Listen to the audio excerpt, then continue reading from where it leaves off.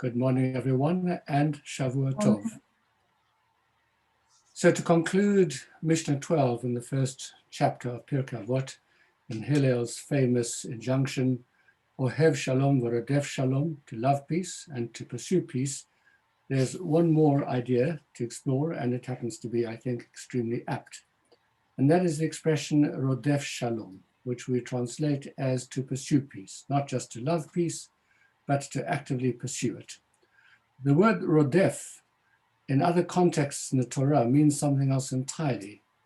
It occurs in the context of somebody who is being pursued by another person who intends to murder them.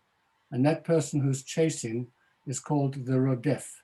He's pursuing the other person's life. Under those circumstances, the Torah says that it is permitted to kill the pursuer.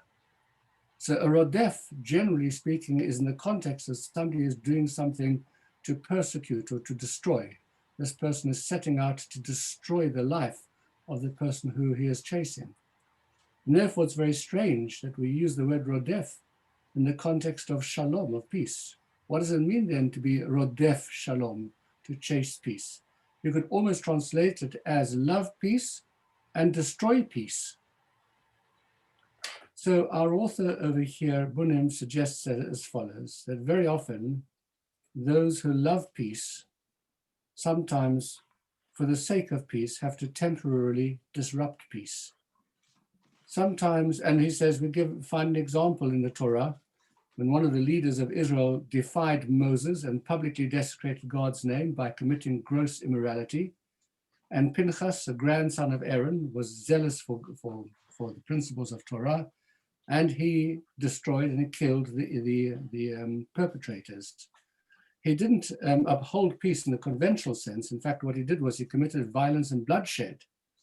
Nevertheless, he is rewarded in the Torah, and who refers to him as, behold, I have given him my covenant of peace.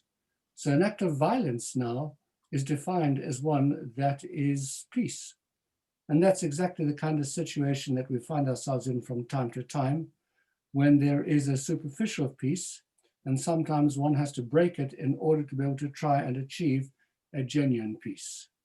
And that is why when you look at the slogan that is being promoted by Jewish groups over here, no to rockets, yes to peace, we find, of course, that there is a massive destruction going on, but all Israelis and many others will want to argue that this is in the interests of peace. It may not be lasting peace, but it will at least be a temporary peace, because the deterrent would have been effective, and some of the capacity to destroy would to attack Israel would have been destroyed, and therefore one is doing these actions, pursuing peace, Rodef Shalom, in the truest sense of the word, doing destructive actions in order to be able to establish peace. Our author over here makes one important comment over here.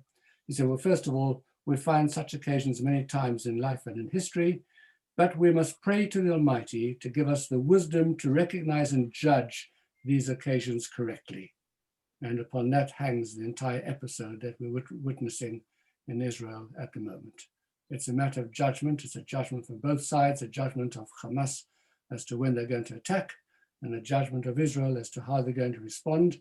But the objective, of course, from Israel's perspective has to be that we are seeking peace, and to be able to get through this and to get back to, well, it's not going to be genuine ultimate peace. We know that because there's a fault line that has not yet been resolved, but at least, please God, there'll be temporary peace, and peace for a long time, as there has been since 2004 until 2021. Hopefully on the next occasion, it'll be even longer.